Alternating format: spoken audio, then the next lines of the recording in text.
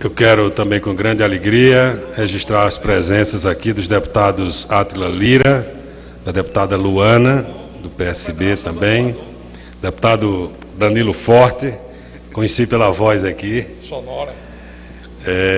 Também, com grande alegria, a presença do general Marco Almeida Rosa, assessor parlamentar do gabinete do ministro da Defesa, e também do doutor Felipe Salgado, assessor especial do gabinete do ministro da Defesa, Raul Jugman.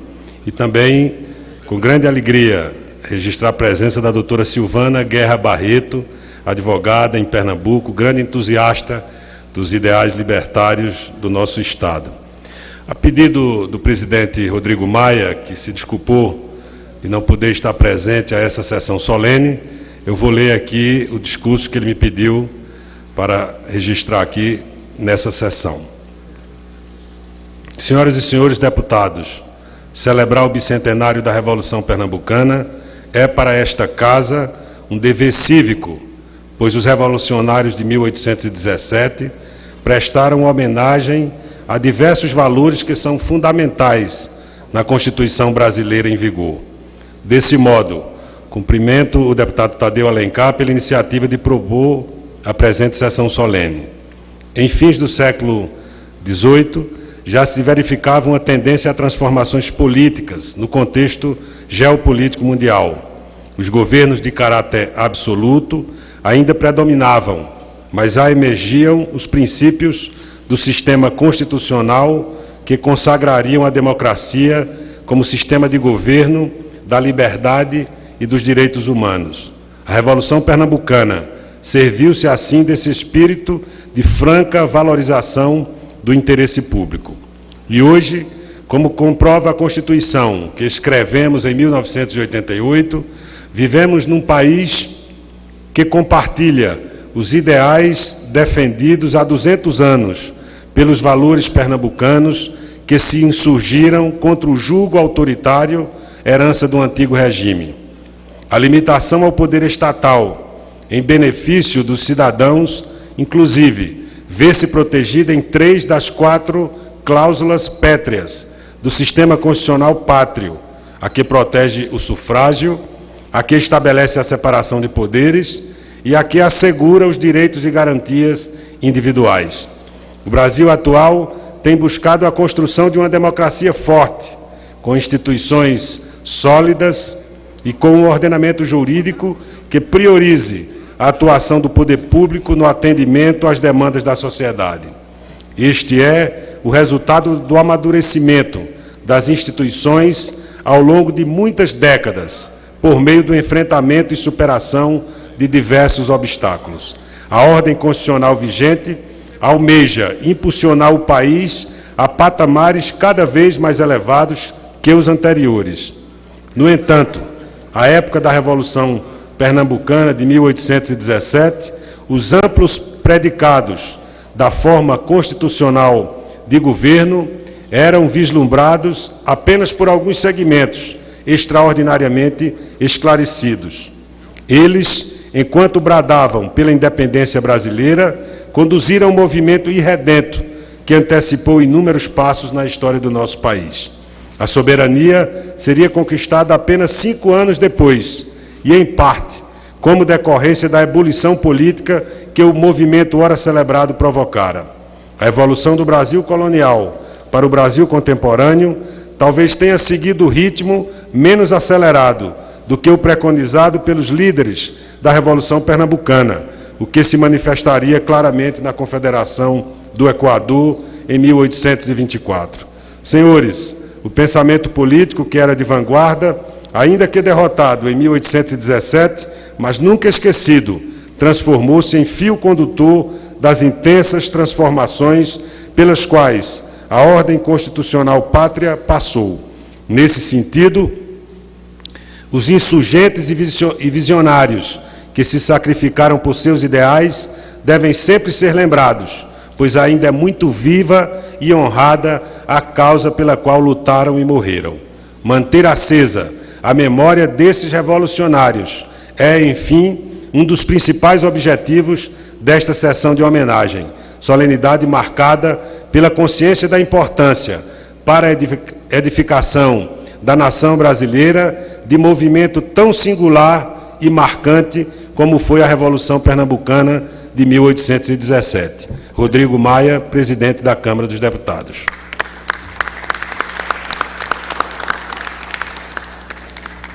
Eu quero também, com alegria, registrar a presença do deputado pernambucano Betinho Gomes e também dos nossos amigos aqui, Emanuel Bonfim, presidente da Associação dos Magistrados do Estado de Pernambuco, e Roberto Breiner, presidente da Associação do Ministério Público do Estado de Pernambuco. Em seus nomes, cumprimento a todos os membros da magistratura e do Ministério Público aqui presentes.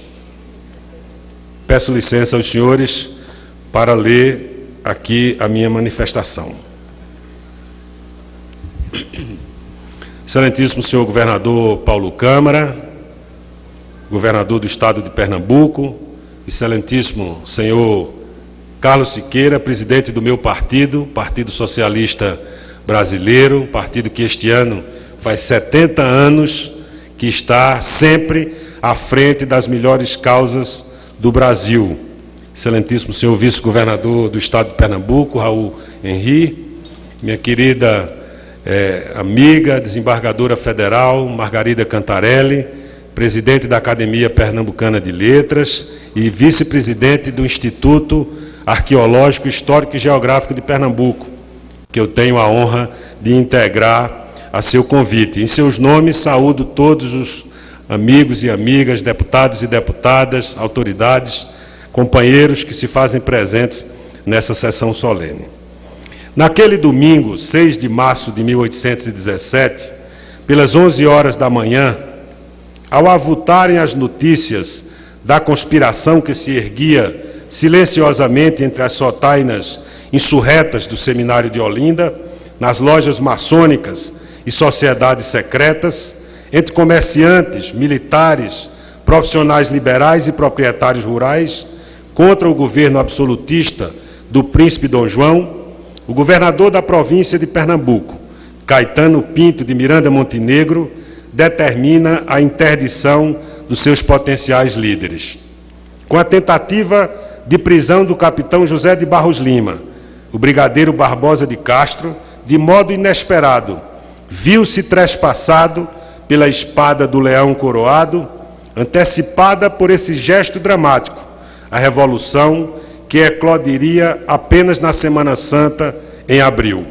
Naquela época, Pernambuco era das poucas províncias, junto com a do Rio de Janeiro e a da Bahia, que tinham atividade produtiva, senão a mais produtiva das províncias, posto que a produção do açúcar remontava aos primórdios do século XVII e, naquele momento, no alvorecer do século XIX, despencavam os preços face à concorrência internacional, além da severa estiagem que se abateu sobre o Nordeste em 1816, causando fome e miséria. A par disso, o Fausto da Corte, que chegara ao Brasil em 1808, fugindo do cerco das tropas napoleônicas, impunha cada vez mais pesados tributos, gerando um clima de verdadeira revolta popular. Enquanto as ruas do Recife se viam cobertas pelas sombras da escuridão, pagava-se impostos para assegurar a iluminação reclamada pela família real. A escuridão do arruado da velha vila de pescadores era um tributo aos lampiões da realeza e de seus filhos, que engordavam de tanto ócio, enquanto dilapidava-se, sem remorsos, o suor e a riqueza produzida em Pernambuco. Sopravam com muita força os ventos libertadores da América e da Europa, ainda bem vivas as lições da Convenção de Filadélfia e da Revolução Francesa, que inflamavam a sede de liberdade que sempre fora o princípio ativo de Pernambuco. Era intolerável para quem se unira para expulsar o invasor estrangeiro na restauração pernambucana em 1654 e mais de 100 anos após o grito precursor de Bernardo Vieira de Melo no Senado da Câmara de Olinda em 1710, a expoliação vexaminosa a que então estava sujeita a província. A inquietação se fez indignação e esta se transformou em fermento da revolução. Não era apenas uma indisposição contra a pesada imposição tributária, uma mera revolta fiscal, como se viu em outras tantas páginas da história brasileira. Era muito mais que isso. Era o desejo profundo, entranhado na alma da sociedade provincial, ciosa do seu passado de glória guerreira, de construir uma nação independente do jugo português, solidária, igualitária, com liberdade, fraternidade e justiça.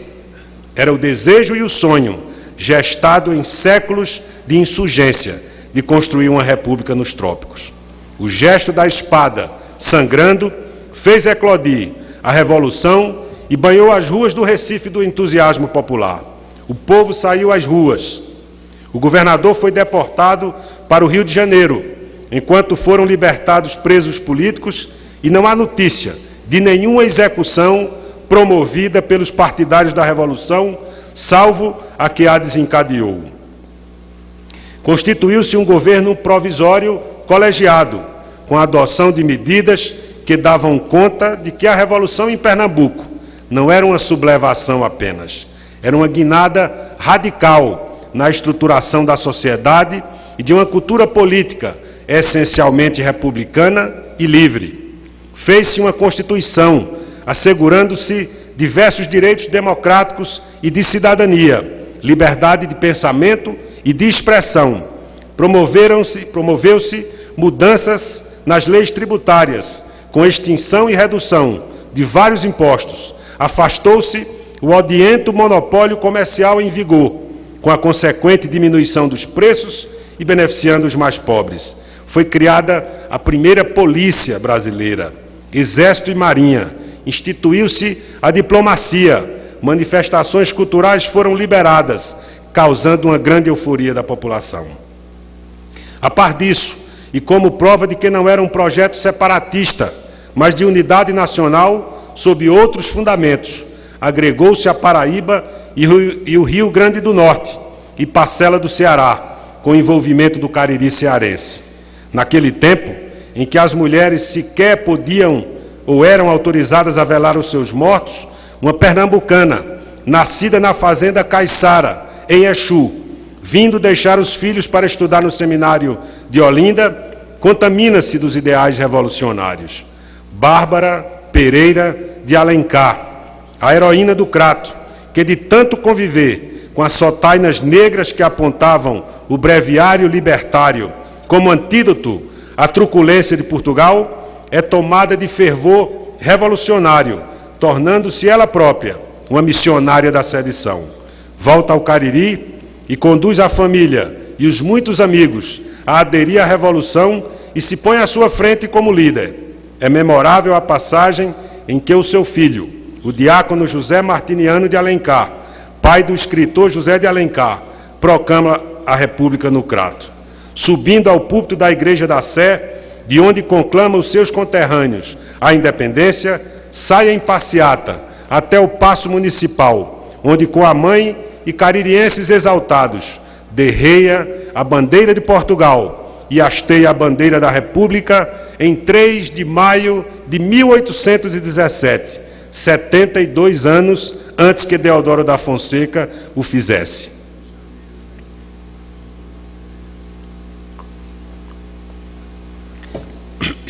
Ora, tamanha ousadia haveria de ser fortemente reprimida. E de fato foi. Tropas foram enviadas por terra e por mar e 8.000 homens cercaram Pernambuco, prendendo, deportando e executando, com requintes de crueldade, os envolvidos, decepando a cabeça e as mãos, para não mais se pretender, nem pensar, nem praticar veleidades republicanas.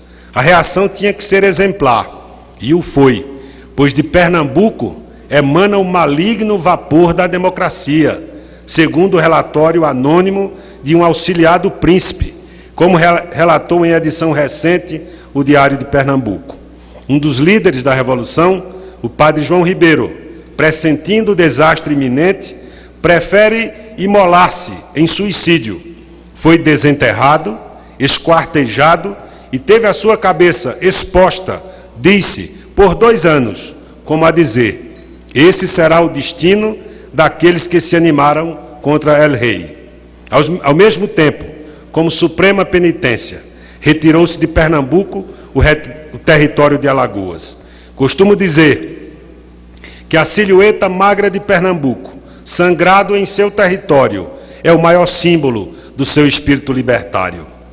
Página da maior relevância e prova do elevado espírito público e ético dos revolucionários é o episódio da rendição, em que estes, sentindo-se derrotados, quando acampados no engenho paulista, destacam alguns membros para devolver a oficiais portugueses estupefatos o dinheiro do erário que haviam levado para financiar as atividades do novo governo.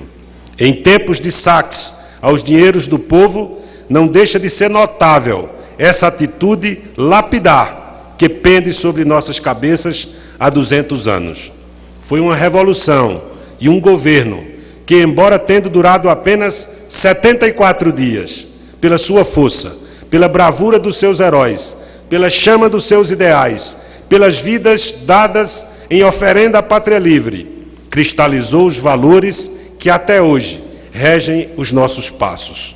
Paga-se um preço por se ser pernambucano, pois como a República é filha de Olinda, quem ali nasce há de ser republicano. Esse é um preço bom de pagar.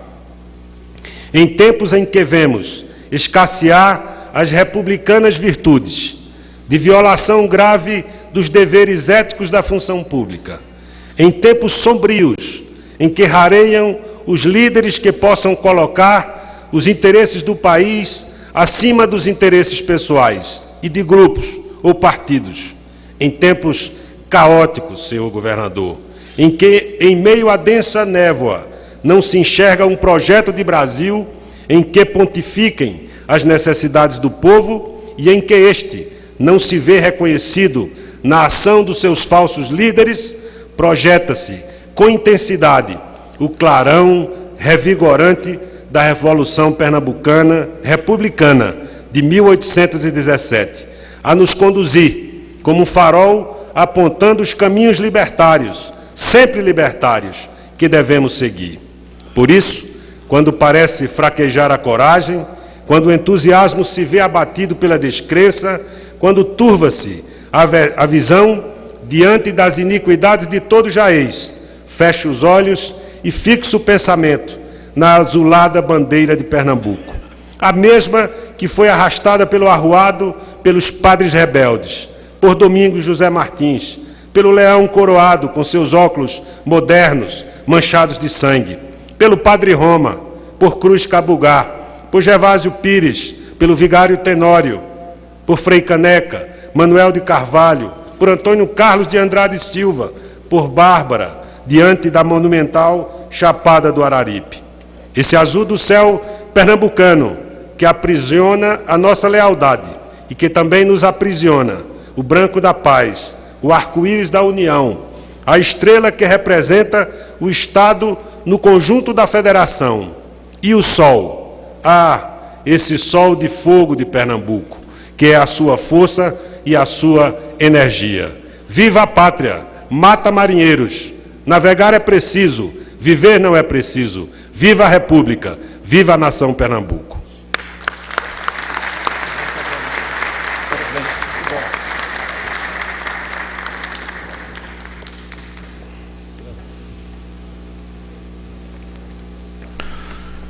Onze horas e 4 minutos, você está acompanhando a sessão solene em homenagem ao bicentenário da Revolução Pernambucana. Deputado Tadeu Alencar, do PSB de Pernambuco, na condução dos trabalhos, ele que solicitou a realização desta sessão, que conta com a presença do governador pernambucano Paulo Câmara. Marinaldo Rosendo, também com grande alegria, registro a sua presença.